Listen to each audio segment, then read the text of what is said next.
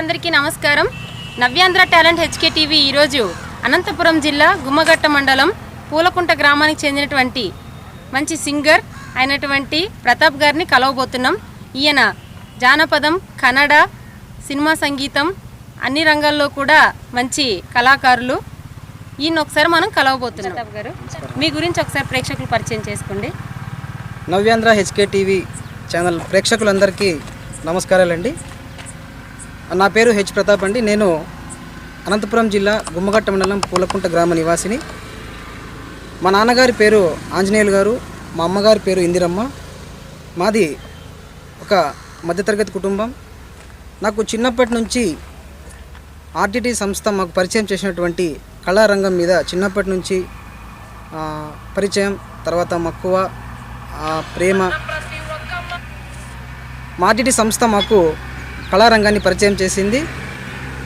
నేను 5th క్లాస్లో ఉన్నప్పటి నుంచి మా గురువుగారు అయినటువంటి శ్రీ సౌకత్వలి సార్ గారు నన్ను మా గ్రామానికి వచ్చి అప్పుడు చిల్డ్రన్స్ని సాంస్కృతిక కార్యక్రమాలు కండక్ట్ చేసేవాళ్ళు మన ఆర్టీటీ సంస్థలో.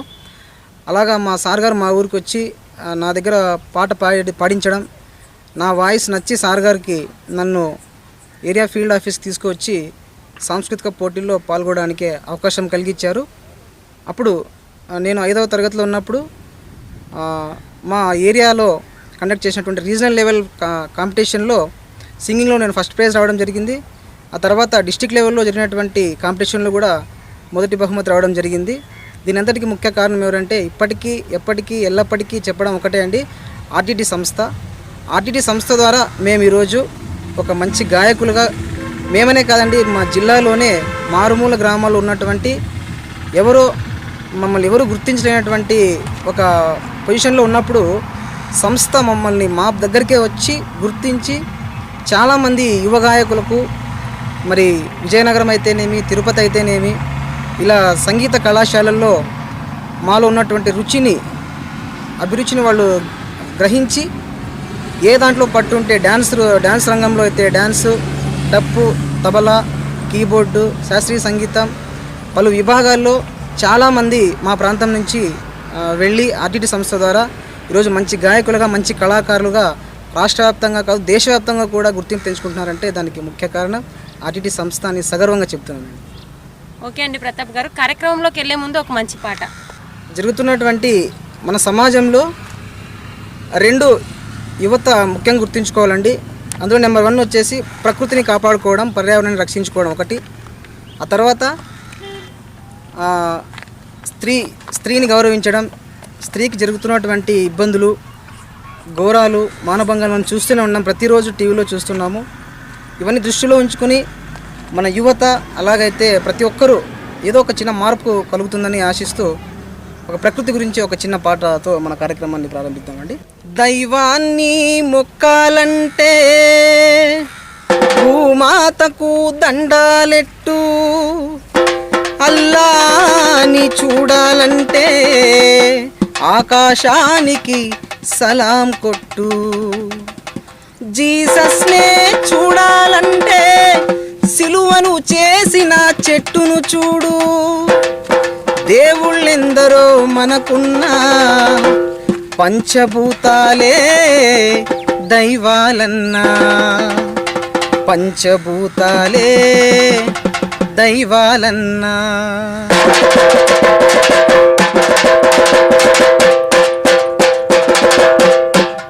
చెట్టు చేమ పెరిగిన కొండ, భూమాతకు పూల దండ, పచ్చని పైరే పట్టు చీర, వాగు వంక గజ్జల మోత, వసంతకాలం కోయిల పూత, ఏరువాకలో ఎద్దుల రంకె, వసంతకాలం కోయిల పూత, ఏరువాకలో ఎద్దుల రంకె, ప్రపంచానికే ప్రాణాలన్న పంచభూతాలే దైవాలన్న, ప్రపంచానికే ప్రాణాలన్న పంచభూతాలే దైవాలన్న. చెట్టు చేమ పెరిగిన కొండ, భూమాతకు పూల దండ, పచ్చని పైరే పట్టు చీర, ఏరువాక గజ్జల మోత.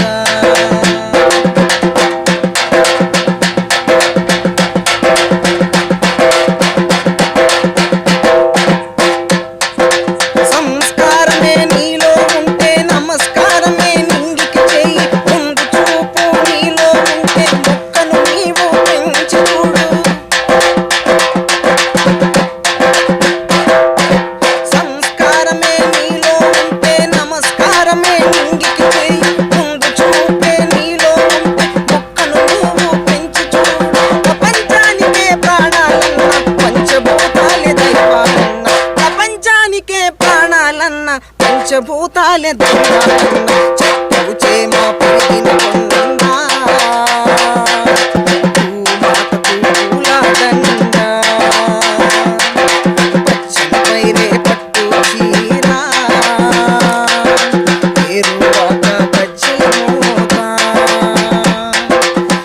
ఓకే అండి, చాలా మంచి పాట పాడారు ప్రకృతి గురించి, అలాగే మొక్కలు నాటండి అని ఒక మంచి సందేశాన్ని ఇచ్చారు.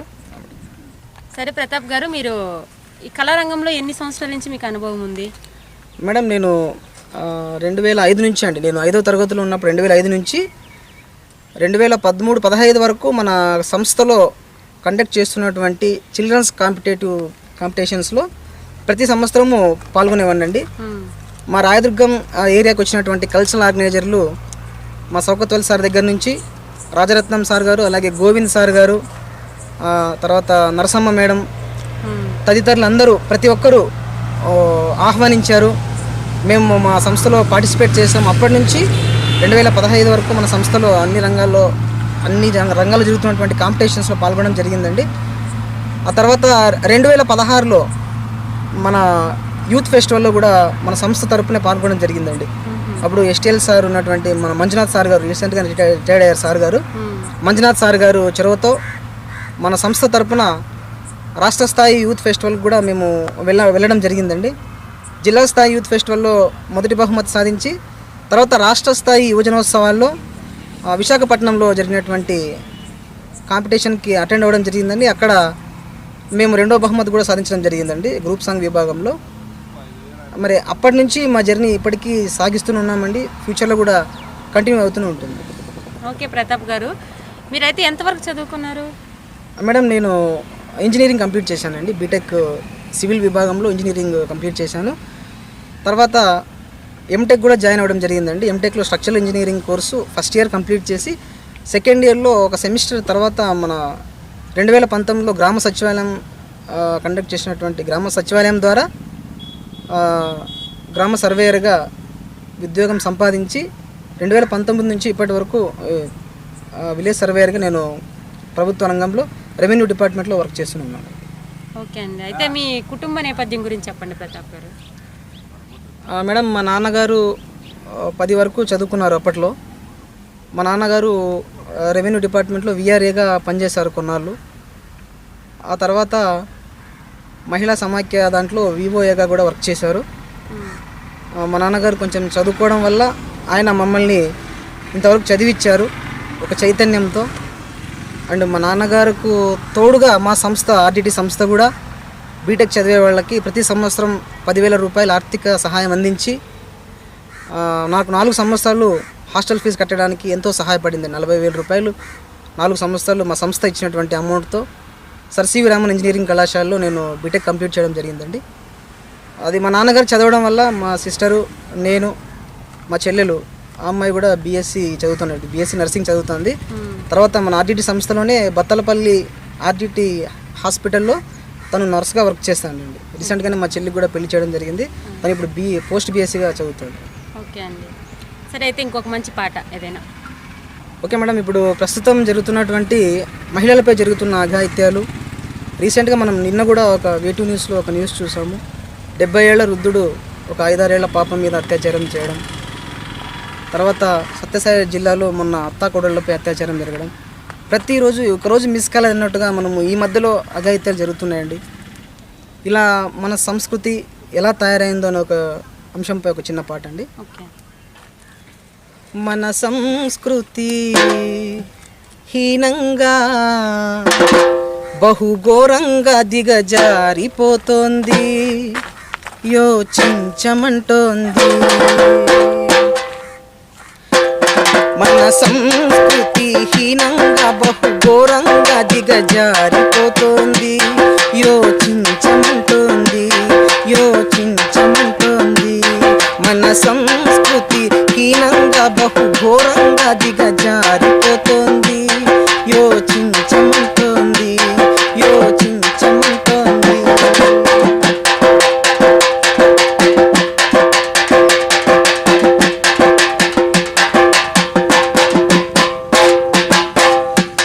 అర్ధరాత్రి ఆడపిల్ల ఒంటరి ఒంటరిగా నడచి వస్తే అసలైన స్వాతంత్ర్యమని అన్నారు గాంధీ గారు.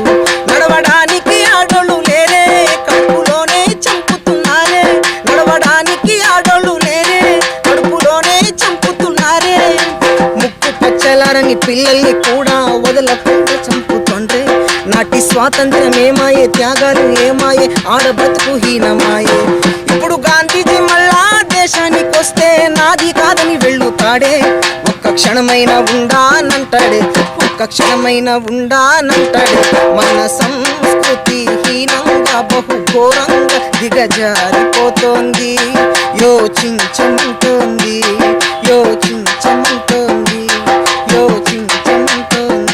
ఓకే అండి, చాలా మంచి పాట.